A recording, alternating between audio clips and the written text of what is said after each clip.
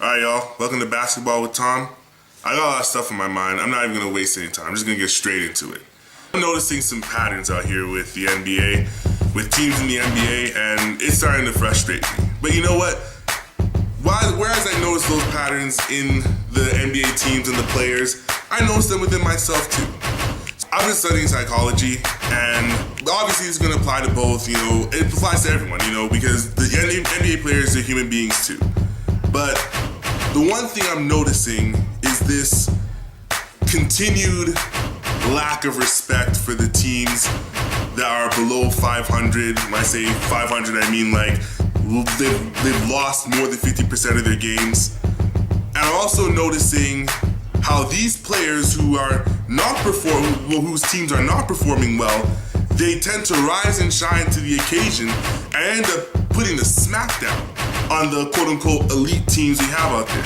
Like yesterday, I saw the results of the Oklahoma City Thunder versus Phoenix Suns game. And today the date of this recording is January 8th, yesterday January 7th. And when they played, I saw the Phoenix Suns hung 114 points on the Oklahoma City Thunder. Now, clearly I'm wearing the Oklahoma City Thunder hat, and I was upset by this. I'm just like, how are you guys gonna lose to the Suns, the Phoenix Suns?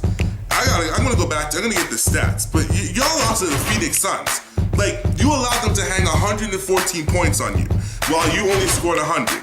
As I put the stats down in the previous video, I showed how defensively Oklahoma City Thunder are solid. They do not relinquish a lot of points to teams. Now again, on the other hand, they struggle to score, which means that they're not able to really blow out teams as would be preferable. But at the same time, by playing defense, they're able to stay in a lot of these games. And even if they get blown out early, they're able to come back down to their defensive principles and be able to put a stop on these teams. But I'm going back to these box score stats. And I'll tell you what Oklahoma City did yesterday. So as the Oklahoma City Thunder, you allowed TJ Warren. Now, I'll give him credit. He's played fairly well. He's averaged 19 points, well, basically 20 points, 6 rebounds, and 1.5 assists per game. But outside of that, between TJ Warren and Devin Booker, you allowed Dragon Bender to drop 20 points and 6 rebounds on you. Josh Jackson to have a career night, 17 points, 10 rebounds, 5 assists. You basically allowed these guys who've been struggling basically most of this season to all of a sudden they get to pop off on you, and you're supposed to be an elite defensive team, and you essentially relinquish that game. Those are games you're supposed to win. But here we come to talk about the psychology of sports, or even the psychology of human beings in general. One thing we tend to do is when we have expectations, we tend to place these kind of shoulds and oughts and musts on games or on players that, they ought to do better. They should do better. They must do better. And I'm guilty of it. I admit this. This is what makes me a passionate fan, because I know what each team is capable of doing. I'm not saying the Suns are completely trash. And the one thing I've stopped doing is calling other teams trash, because I know at the end, I'm trying to stop doing it, because I still find myself time to time doing that. But I know the one thing that I must always give credit for is that these teams, they have NBA talent on their teams. Now, comparatively speaking, Dragon Bender is no like LeBron James, for instance. Like, there's no comparison, but Dragon Bender is still an NBA product. There's a reason why he was drafted into the NBA and is playing on the team right now. It's not, sometimes it takes a long time for players to get going. We've seen that especially in the case of Lonzo Ball. The first few months that he played, he struggled, especially efficiency-wise. He was shooting really badly from the field. But then as he got more comfortable into the game, he was able to start putting together, more respectable stats, being able to elevate the team more, both through his elevated level of play and being able to lead the team toward victories. Obviously, we see with Alonzo, the Lakers have plummeted straight to the bottom of the conference. And it's almost ridiculous how, without Lonzo Ball, these guys are actually, terrible, as a team. Like, again, the talent is there. What was it? Kuzma, Randall, Clarkson, Hart, Ants Jr. So these guys, they're young talent, but putting it together, they're going to struggle to do so, and therefore, this is why they lose games like that. It's the same thing with the Phoenix Suns. they're not used to playing quality ball together. They're still figuring out how to win games, and therefore this is why they don't win as many games.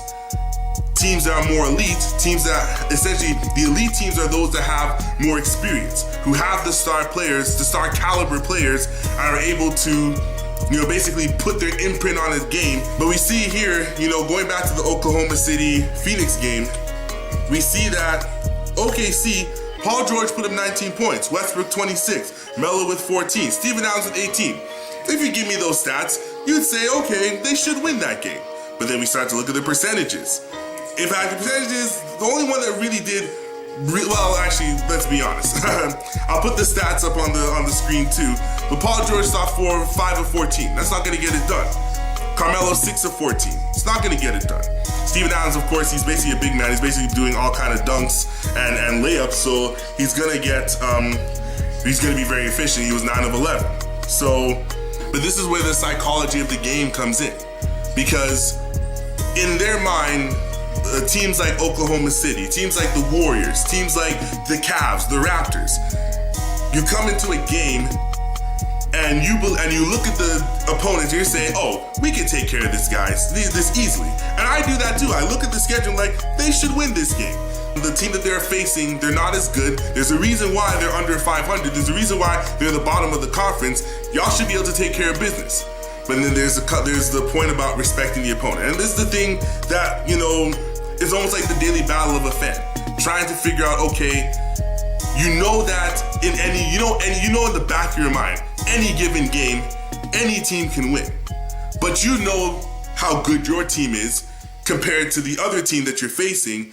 And in your mind, you're saying, in the forefront, you're saying, we should be able to take care of this team.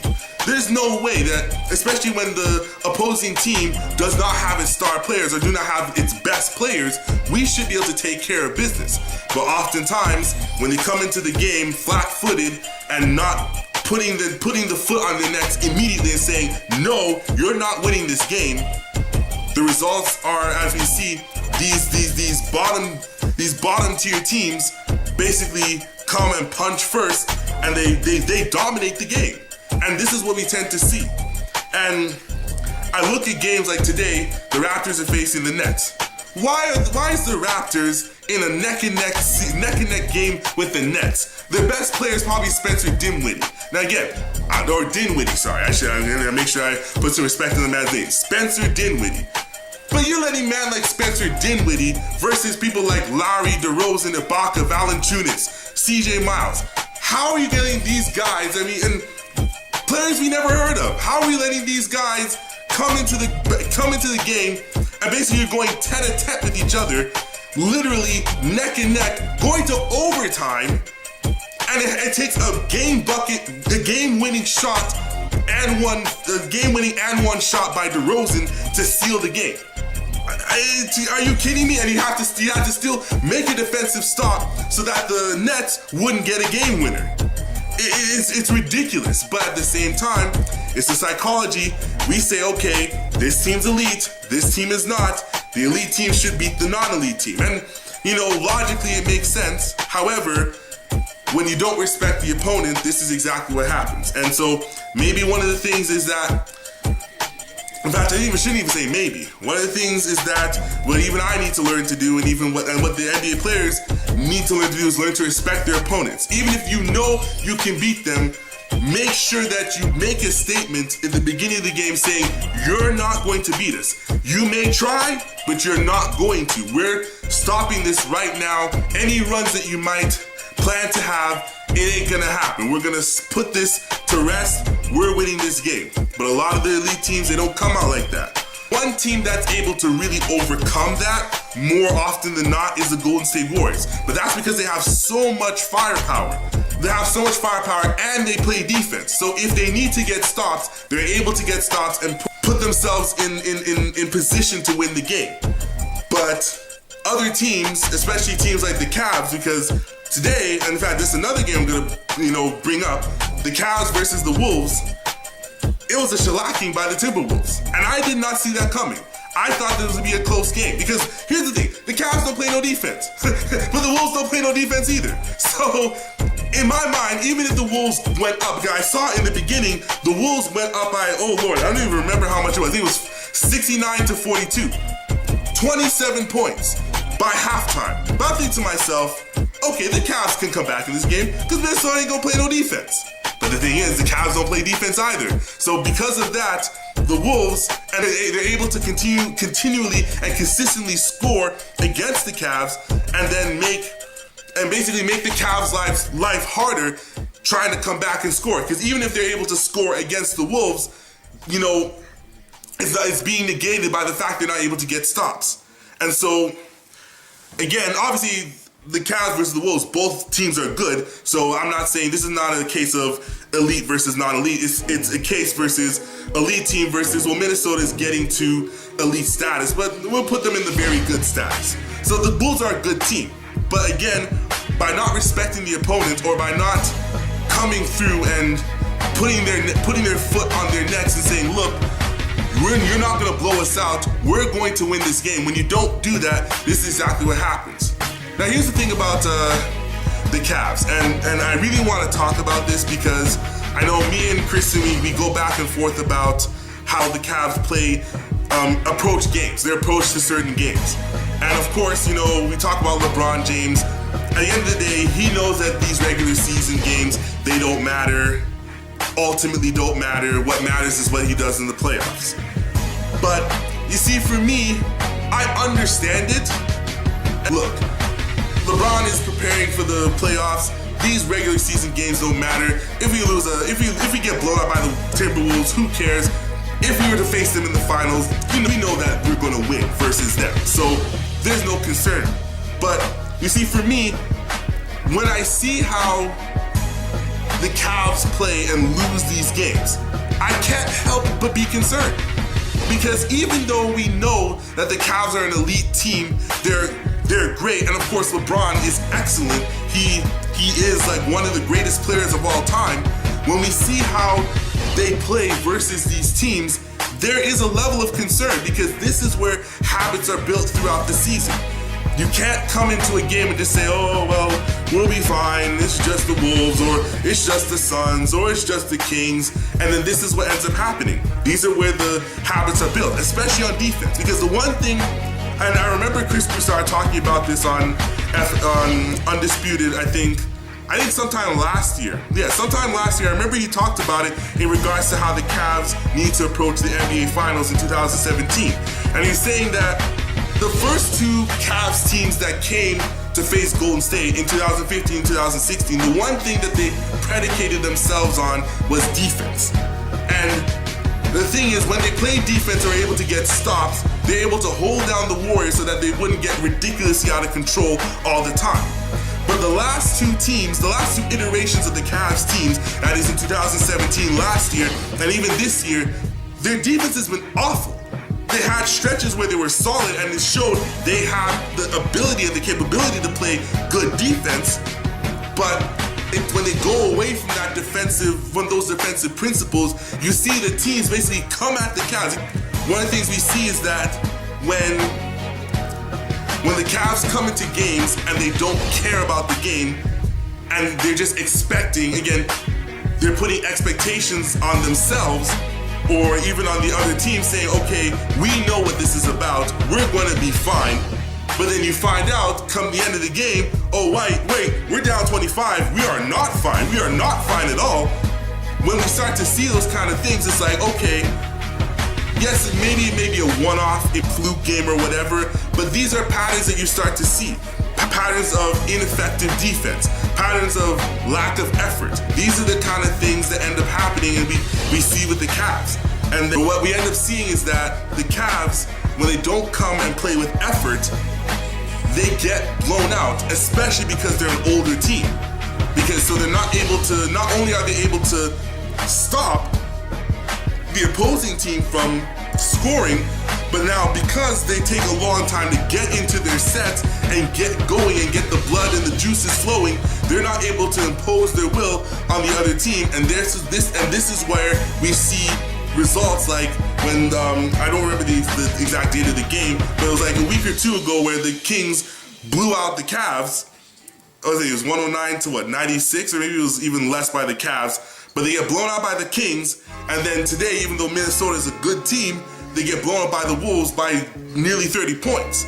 And you sit back and wonder what happened. And again, the idea is that, okay, LeBron doesn't care about the regular season, but this is where the habits are built. This is where you say, okay, this is practice for what we're going to do in the playoffs. Because even if they can get through the East, and even if they're able to get through the East, you know, let's say fairly easily, and then meet up with the Western Conference opposition, be it the Spurs, the Warriors, the Rockets, or the Thunder, even when you get to the finals, if you're not able to impose your will on them defensively, especially when these Western teams have firepower, you're gonna find yourself in a precarious situation where you're trying to go at them. You may score and you may be fine scoring, but they're gonna come back at you with their prowess on offense, and you're not able to stop them.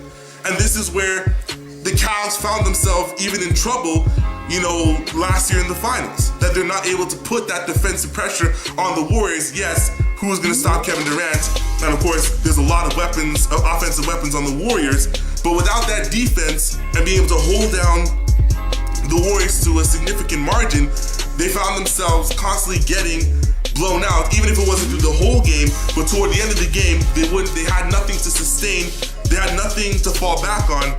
Their defense, or lack thereof, was unsustainable, and therefore the Warriors took the lead in the final waning minutes of the game. Ended up blowing out the Cavs, and then of course ended up winning the series in 5 games. Whew. Wow. So one of the things I'm learning about in psychology is the idea of cognitive distortions. A cognitive distortion is basically, you know, a pattern of thinking that you develop that maybe at the time was okay for a specific, you know, event. At one point, for a specific situation, that way of thinking was okay and may have been appropriate. But then when you start to apply it to other situations, they end up being inappropriate. They end up being not only problematic, but they end up being costly.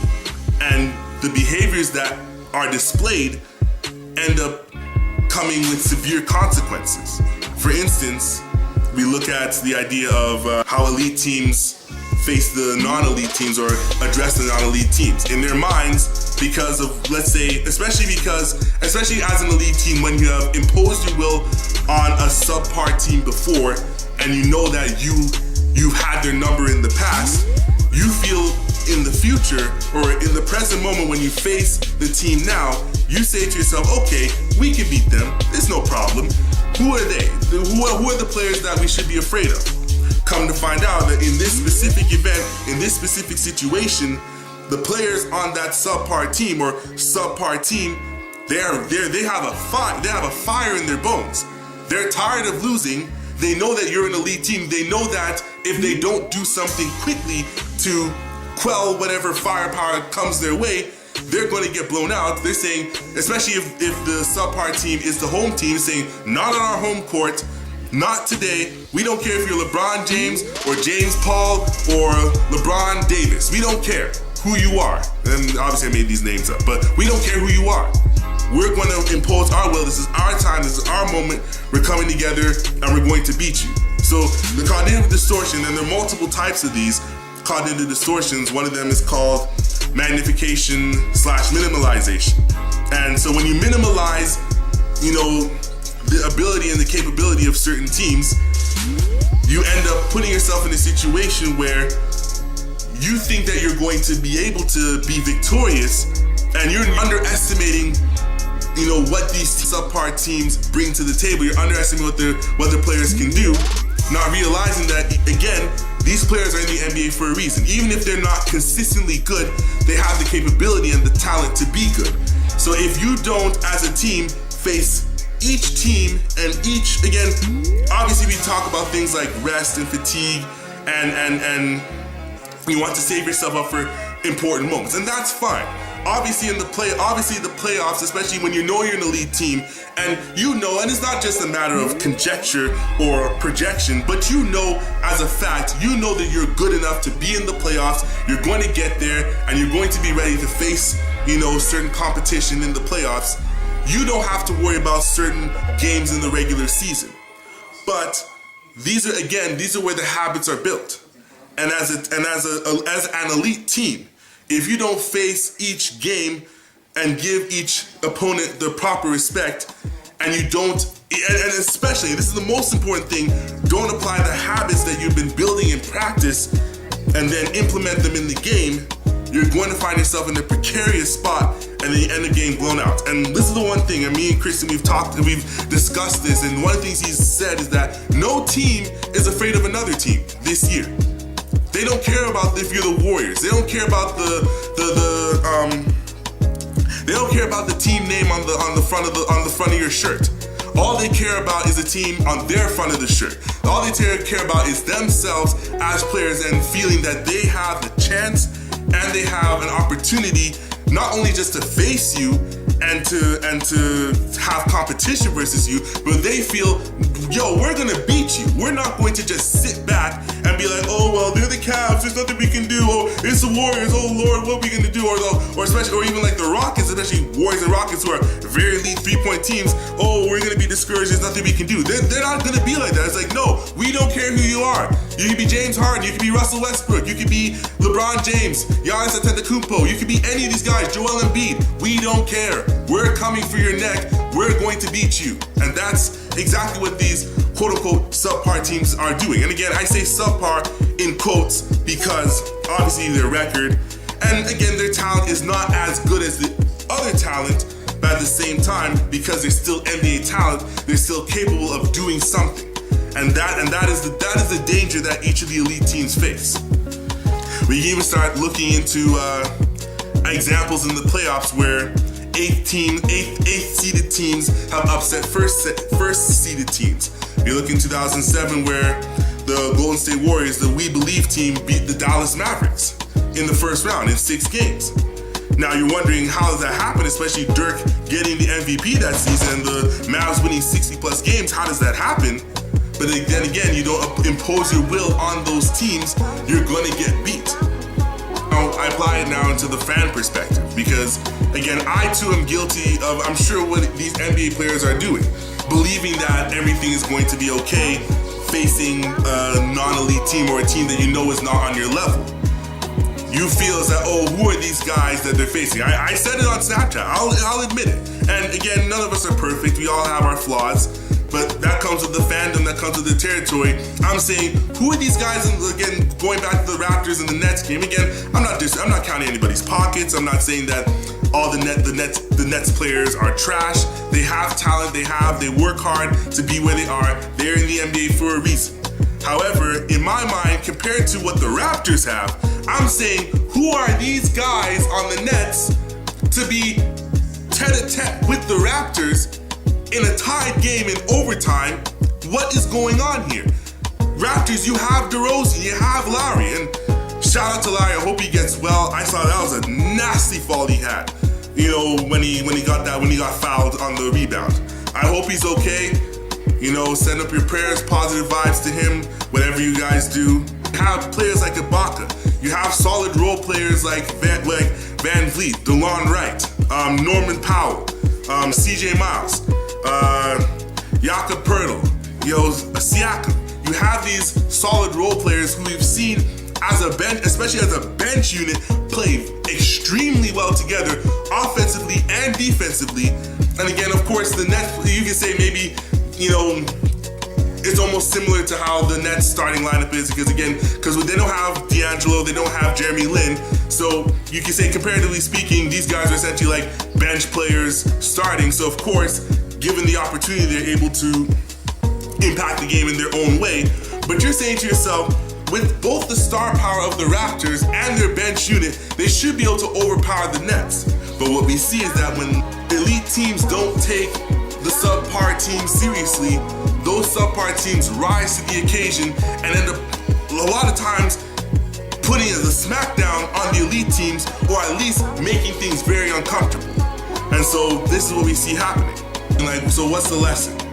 Back to cognitive distortions. That's one explanation of that's one psychological explanation of, you know, why, you know, certain elite teams fail to capitalize on the opportunity that non-elite team when they're facing non-elite teams.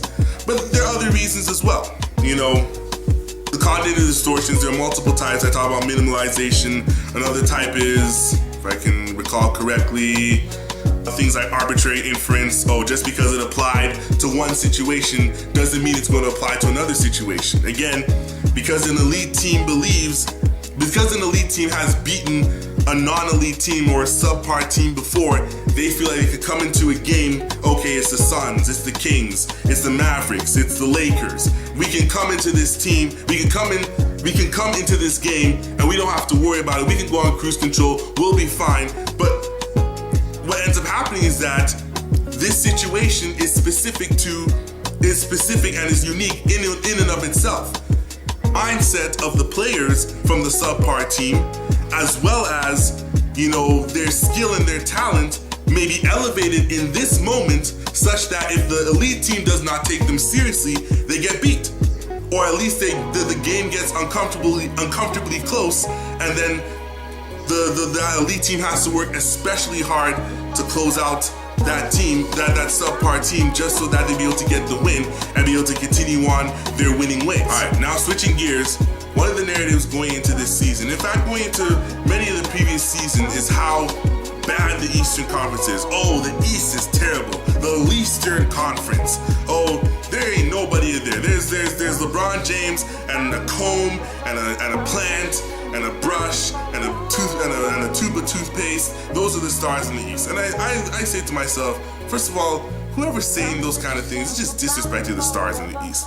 You may say they may not be as elite as the stars in the West, but you gotta put some respect on the stars in the East. Obviously, I shouldn't even say just LeBron. There's obviously they'll say it's LeBron, it's Giannis, and then it's anybody else. Especially because a lot of the stars migrated to the West. We've seen how Jimmy Butler, Paul Millsap, Paul George, they've all gone west. They're taking their talents west and gone to their respective teams. You know, the Minnesota Timberwolves, Denver Nuggets, and Oklahoma City Thunder. Now, again, some of that was traded, obviously, with Jimmy Butler and Paul George's case. With Millsap, he signed the deal with the Nuggets. And of course, you see how Gordon Hayward, he took his talents east and signed with the Boston Celtics, but of course, he's hurt now. And one of the narratives that's always pushed is how bad the East is, and that, oh, LeBron's gonna, especially for LeBron haters, Skip Bayless, especially for LeBron haters, they always say, oh, LeBron's gonna have a free ride to the finals once again, while the West, they have to battle it out and struggle and tussle, so by the time they get to the finals, oh, LeBron's gonna have easy pickings with them. No, hell no. That's not how things work. Now, I believe that the Western Conference was much improved, but I never said that to say that the East was trash. The East is never trash. It's just that the stars are not as prominent or elite as the ones in the West. And here's the thing. Here's what we're seeing. And again, you know, when me and Kristen, we have these conversations about teams in the NBA. One of the things, the topics that come up in our conversation is the idea of star power versus, you know, players on the come up.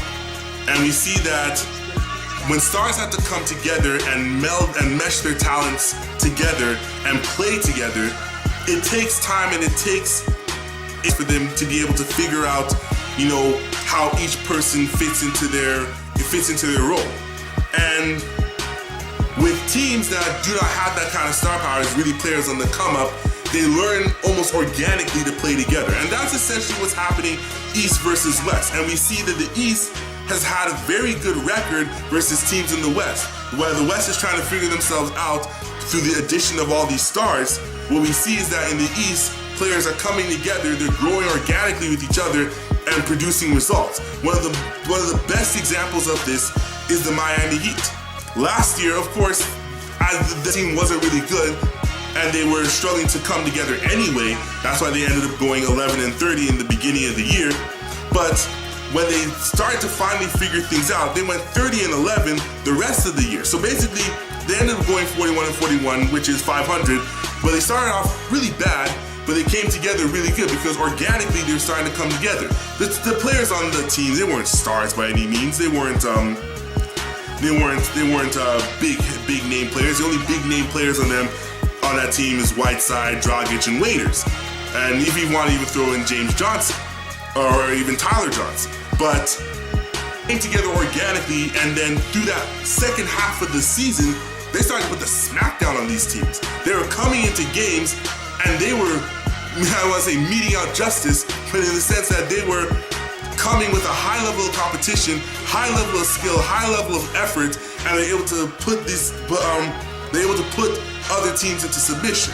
We see today the Heat, even though they're still around 500, they're able to they're continuing that success of the previous year and organically coming together as a team. We see teams like the Indiana Pacers, and I personally believe the Indiana Pacers were not going to be in the playoffs. I felt as soon as Jimmy Butler left Chicago, well, both Jimmy Butler, Wade, and Rondo, once they left Chicago and once Paul George left Indiana, I thought both teams were going to fall out the playoffs. Now, Chicago has fallen out the playoffs, but we keep an eye on them. They're still fighting. They're still fiery, trying to find themselves in a good position. But the Indiana Pacers were shocking because now Oladipo had an opportunity, again, organically. It came to him. He had the opportunity to now take this team over through the system that is implementing through the talentable Oladipo, and you even see Sabonis coming into his own, and even have Darren Collison, Corey Joseph, Thaddeus Young, Miles Turner. They're all organically and naturally coming together and producing good basketball. Now, of course, on the other hand, well, I'm going to talk about them, Oklahoma City Thunder. When they first came together, you see Paul George, Westbrook, and Melo, they're all taking the same amount of shots. They're all basically trying to share with each other, make sure that there's a mutuality of shots. So, okay, Westbrook, it's your turn. Paul, it's your turn. Okay, Melo, it's your turn.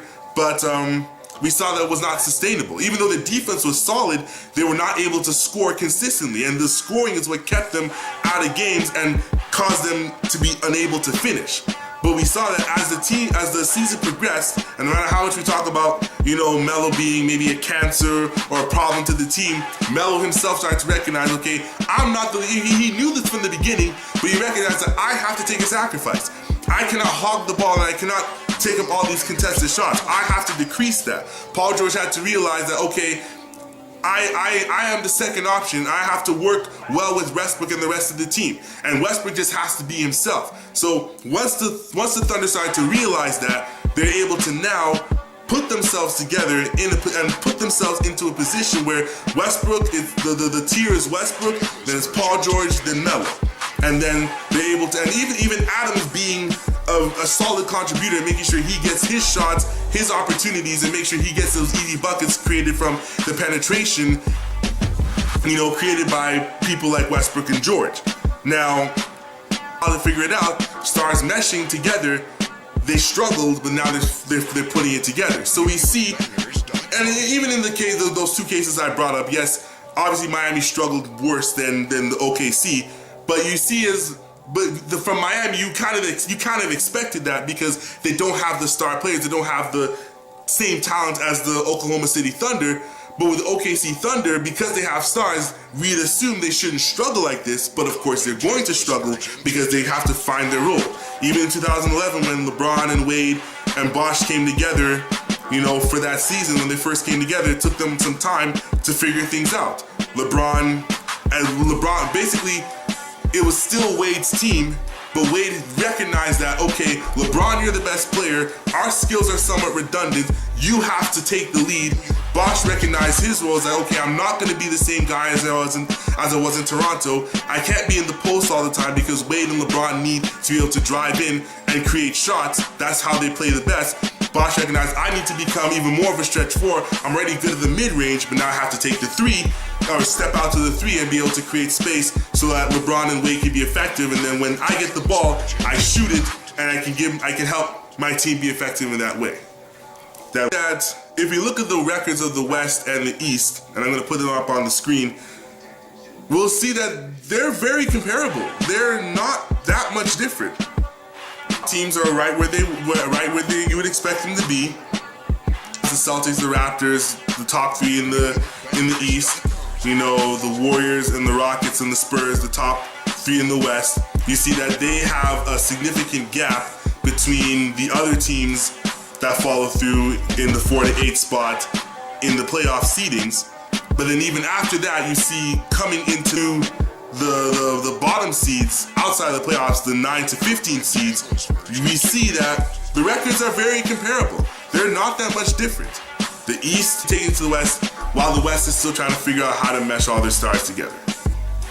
Now this is one thing I really need to talk about, and that's the All-Star return so far, the All-Star voting return so far. And although most of it is okay, there's some things I really need to address. I'm gonna pull it up on the phone. I'm gonna put it up on the stats, put it up on the screen as well. For the Eastern Conference, I have no problem with. We have Giannis, LeBron, Embiid, Porzingis, Love, Horford, Tatum, Drummond, Cantor, Howard. To me, it makes sense, especially because of the level of each of these players' play. It makes sense to me. Let's get into the guards. I need to be careful how I say this. Now, Kyrie is a phenomenal player, but to have almost a 600,000 gap difference between Kyrie and DeRozan in terms of guards. My God, are people really on Kyrie like that? Like, again, he's a great player, but y'all acting like he's the second coming of Jesus. He's Kyrie Irving. He's not the absolute reason why the Celtics are great. In fact, a lot of it has to do with some of the players I just mentioned, Horford and Tatum. And in fact, Jaylen Brown is number 10 in the Eastern Conference guard All-Star voting. So there are reasons why Boston is doing well and is above Kyrie Irving. But of course, Celtics are number 1 in the East. And Kyrie Irving, the major trade in the offseason, the major move, and he has done well. We'll give him that. DeRozan, I'm great with. I'm glad he's number 2. Oladipo, I'm even happier for too because he's made a significant impact on the Pacers. He's elevated his level of play. I got nothing but love for Oladipo. Ben Simmons makes sense. Wall, I'd like to see Wall a bit earlier, but Wall has been injured, so it makes sense. Ben Simmons has been productive. But this is where things get really shaky. And I gotta wonder, what are people thinking? Y'all got Dwayne Wade at 6? 6? And Isaiah Thomas, this man didn't even play. He played for 3 games, man. And you got him at 7. Come on. And here's even the worst part. Lowry's below both of them at 8? Now, has Lowry had a phenomenal season this year? No. He stepped back, but some of it is due. Some of it's due to him, but another part is due to the style of play that the Raptors are trying to implement. How is Lowry below Wade and Isaiah Thomas? To me, that's just ridiculous. That's dumb, man. And again, I'm not calling anyone dumb. Everyone, man. You can't have Lowry below Wade and Thomas. Wade has been great in Cleveland as a 6th man, but he's a 6th man. He is impactful to the team, but again, Lowry is, I would dare say Lowry has more impact to the Raptors than Wade has to the Cavs. Maybe that's not a great statement, but no, okay, let me rewind that back. Obviously, Wade is very impactful, but again, if we're talking about how each team needs certain players, for the Cavs, it's LeBron and Love first. Then it's Wade. In Toronto, it's DeRozan first, but then it's Lowry. Lowry is right there. Without Lowry being there, it's very difficult for Toronto to get the wins that they have, and even to be as successful as they are.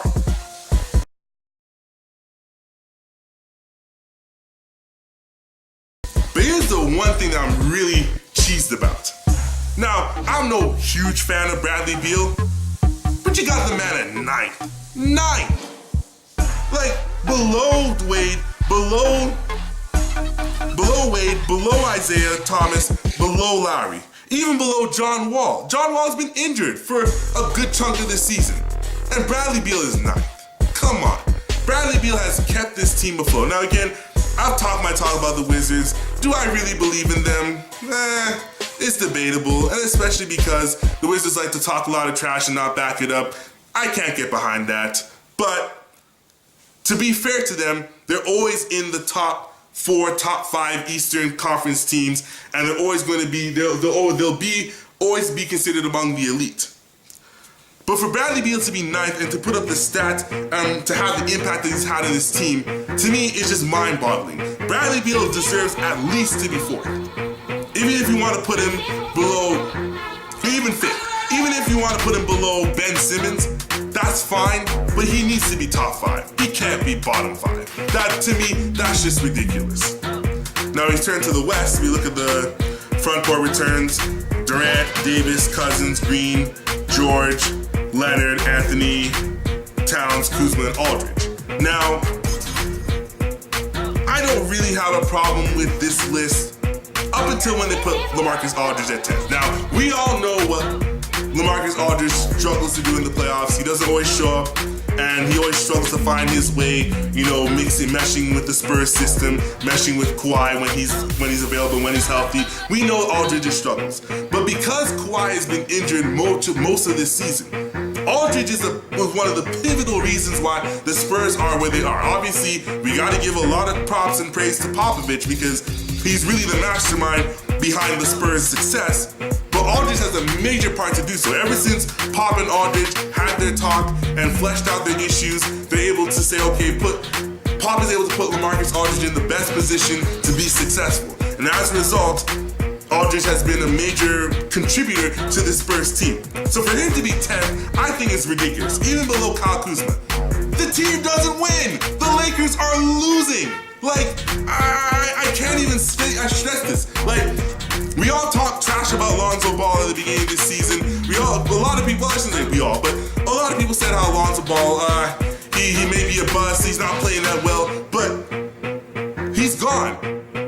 When Lonzo Ball has not played, they have been losers. The Los Angeles Lakers have not won a game without Lonzo Ball. Kyle Kuzma does his thing. He's a great scorer. He's fearless, and I give props to him. But we start to see a lot of this All-Star stuff is a popularity contest. The voting is a popularity contest. Freaking Zaza Pachulia was in the top votes last year because they had the Republic of Georgia behind him. Zaza Pachulia.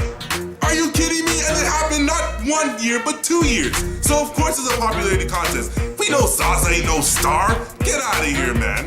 But at the same time, we see that when there's popularity involved, for who they feel is popular. And again, I'm not dissing the fans. I'm not saying that the fans are completely stupid or completely out of sync. But what I'm saying is that y'all gotta be smarter than that, man. You gotta focus.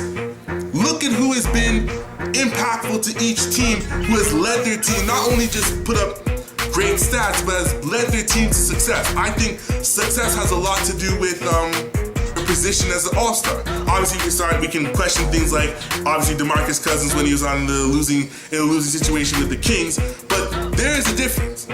Cousins was more or less very dominant. Kyle Kuzma, yes, he's putting up stats, but not to the same effect as Cousins, not to the same effect as Davis. And even though their teams were winning, they are clear stars. Kyle Kuzma, yes, he's clearly a star, but at the same time, he doesn't deserve it over Aldridge. I'm sorry. Again, I'm not dissing the fact that Aldridge is there. I'm not dissing the fact that Kuzma is there, but he does not deserve to be above Aldridge. I'm sorry. I would dare say Aldridge should put him around 5, top 5. George, obviously with the struggles that OKC had, George and Melo should be shifted down. Even Kawhi Leonard, again, it shows a popularity contest. Nobody watched the Spurs. Nobody really watches the Spurs. I mean, I don't really know if that's really true nowadays, but people tend to not watch the Spurs. And you can tell it's a popularity contest when all they know about the Spurs is Kawhi Leonard, and therefore, that's why he's number 6 above Aldridge, 4 spots. Man,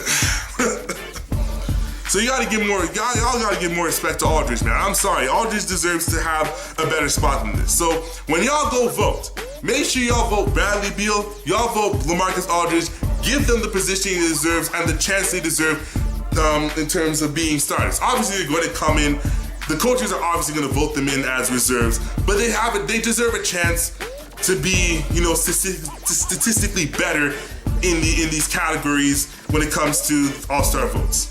The guards for the Western Conference, Curry makes sense, Harden makes sense, Westbrook, Klay Thompson, sure. And this is what even boggles my mind even more. Again, no disrespect. How is Ginobili gonna get more points than Aldridge, man? Come on, man.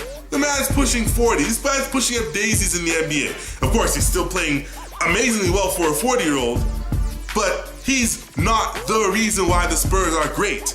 It's him, he's a part of it, but Aldridge is the major contributor to that team. Anyway, I'm not gonna even get too hung up on that. Chris Paul makes sense. Lillard, Lonzo Ball, Devin Booker, Jimmy Butler. Jimmy Butler deserves more than that. I think the thing is, even in my mind, not that I forget Jimmy Butler's on the Timberwolves, obviously, but because there's so much star power on the Timberwolves, that Jimmy Butler kind of gets left behind in the dust. It's him, it's Teague, it's Wiggins, it's Karl Anthony Towns, and it's well, I wouldn't say he's a star, but major contributor to the Wolves, Taj Gibson. When you guys vote for the All-Stars, pay attention to these things.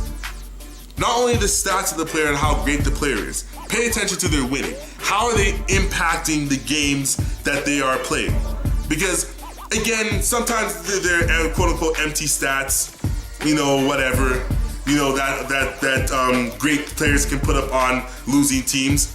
But even when you consider that, consider the other teams, the other players on winning teams that are putting up great stats.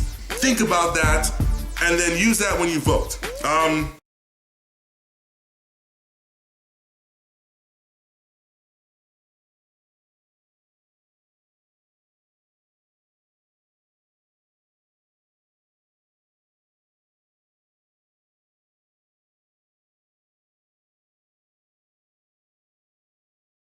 When I voted for Embiid.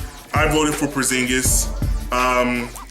I didn't bother vote. I'm gonna be honest. I didn't vote LeBron because I know he's gonna be there. People are gonna vote him in anyway. He's not gonna fall out the race. I mean, if he does, then okay, maybe that one vote maybe did count, and I kind of messed up. But I know LeBron's gonna be in there. But I want to give Porzingis, Embiid, Giannis. Well, Giannis he started already. I want to give Porzingis and Embiid a chance to be starters. Voted the guards. I voted DeRozan. I voted Oladipo. Again, people are, oh Lord, I gotta watch how I'm saying this, but people are on Kyrie so hard, son, and I don't like it. Kyrie's a great player, but he's not that much greater than these other guards. Again, I would dare say DeRozan has a greater impact on Toronto than Kyrie has on Boston. I'm serious. I cannot state this enough. He's not over 600,000 votes better than DeRozan. Jesus Christ. In conference, I voted Durant, I voted Aldridge, and I voted, I don't remember if it was Cousins. I think it was Cousins. I voted Cousins. And as for guards, I voted James Harden, and I think I voted Jimmy Butler. I gave Jimmy Butler, and I voted, I think it was Harden. So yeah. I also made my predictions, and I guess this is where it makes sense. If I'm gonna make my predictions for the All-Star game, I guess predictions don't really matter because, I mean, what I think doesn't matter in terms of like predictions because the fans are gonna vote for whoever they want to vote for. But again, we have to realize that fan voting only accounts for 50% of the votes. There's 25% media, there's 25% players as well. But if I was to make an educated guess, obviously in the East, LeBron, I'll say Giannis, and I'll give it to Embiid. Guards, it's going to be Irving, it's going to be DeRozan. In terms of the Western Conference front court, I think they'll give it Durant, Davis, and Cousins. And then guards is going to be Curry and Harden. Westbrook ain't going to get no love again as a starter. So, yeah. But I dispute Curry this time. I think Curry definitely has more of a case this year than he had last year for being a starter. Especially because when he's come back from injury, the impact that he's had has been phenomenal. It's almost MVP-like again. So I give it to Curry and Harden versus West in the All-Star game again. But the voting to get this All-Stars is going to be the same. In terms of the All-Star reserves for the East, definitely got to put in Oladipo, got to put in Beal. Those are my first two. I'll put Simmons as the other because there's 2 guards, 3 front court players, and 2 of any position. So Ben Simmons will be of my other position. In terms of the front court, Porzingis, Love, and I'll give it to Horford. For the last position in the East, I like to see a Miami player get there, but I'm not too sure their impact. I have to go back and check those stats because right now, as you see, they're 5th. But I mean, if you're being honest, we probably give it to Drummond. You know, I would like to see Dragic get in there. I think he's been very impactful on the team in Miami. Get some of the other players. Obviously, you got players like Kemba Walker. I think because his team is not winning as much, he's not going to make it. We look at Howard, even though Howard has had a bounce back year, I don't think he's going to make it. He has not. I believe if Charlotte was in the playoff picture, I definitely think we could see Walker or Howard be in that conversation. But because they're not winning, I can't see it. But I'm a Raptors fan. I forgot about Lowry. But as for the Western Conference All-Star reserves, my predictions, clearly Westbrook is going to be as the first guard reserve. Klay Thompson, I think it goes without saying. In terms of front court, this is where the West gets tricky because there are a lot of stars in the West, and even though their teams have not been as successful, there's still lots of star power. We talk about, Karl Anthony Towns definitely should get consideration. Aldridge, again, for one of the reasons I said before, in the voting for the starters, he's not in there. But he's definitely going to get consideration from the coaches. And this is where it gets, a little interesting because, do we consider, I guess, Paul George is considered a front court player, but in reality, George's stats and even Melo's stats are somewhat comparable. Now, would I say Melo should be an all-star in the West? Not really. Does Paul George deserve to be an all-star in the West? I mean, maybe, but because their play has not been exemplary, but you'd like to see one of them. So in fact, now I think about it, Draymond Green. Draymond Green may end up getting that spot over George and Melo. As for the other 2 spots, this is where it gets tricky, and this is where people can end up getting left out. Jimmy Butler definitely deserves to be there for how he's led his team. Despite some of the struggles they've had, he's been the key player on that team.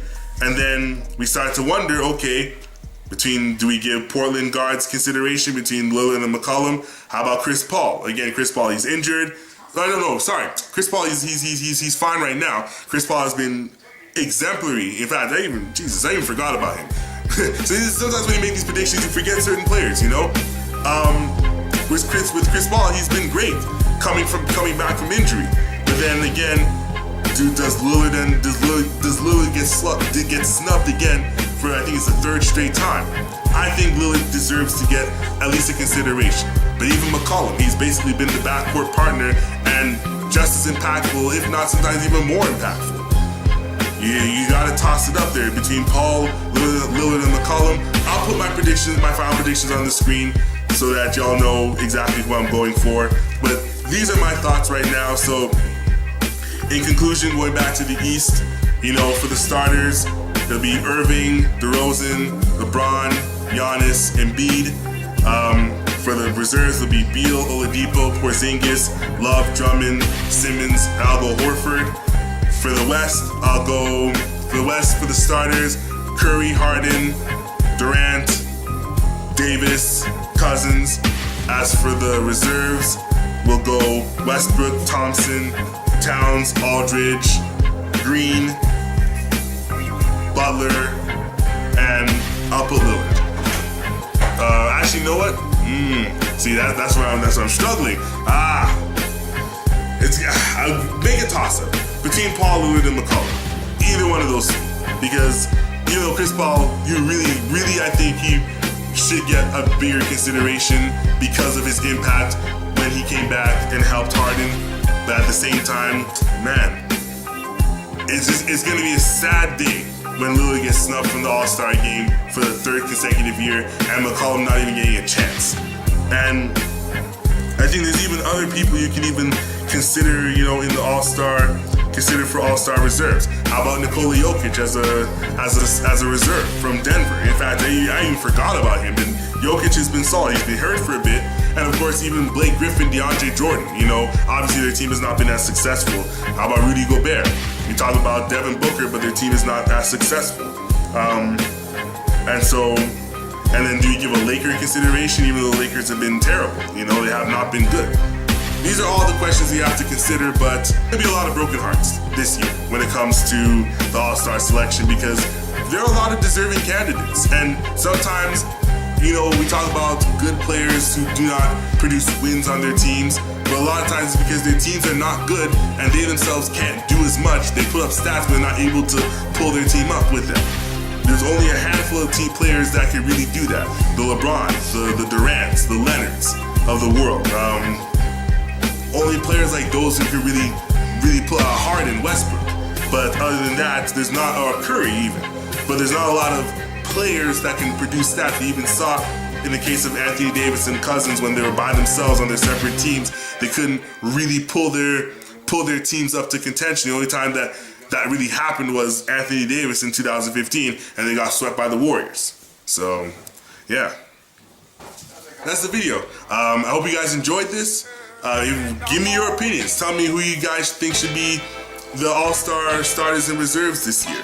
Tell me who you think is going to get snubbed. Tell me who you think deserves certain All-Star considerations over other people. Tell me what you think about my brief psychological analysis of, elite teams versus the non-elite teams and how each team approaches the game. Let me know what you guys think about that. Definitely like, subscribe, comment, share. Tell everybody about my videos. We're having a great basketball conversation over here. Lively basketball discussion. Definitely want to continue to spread my love and passion for the game. Tell me what you guys think. Give me your opinions. Give me suggestions of what I should talk about. Let me know. Till then, take care. See you guys.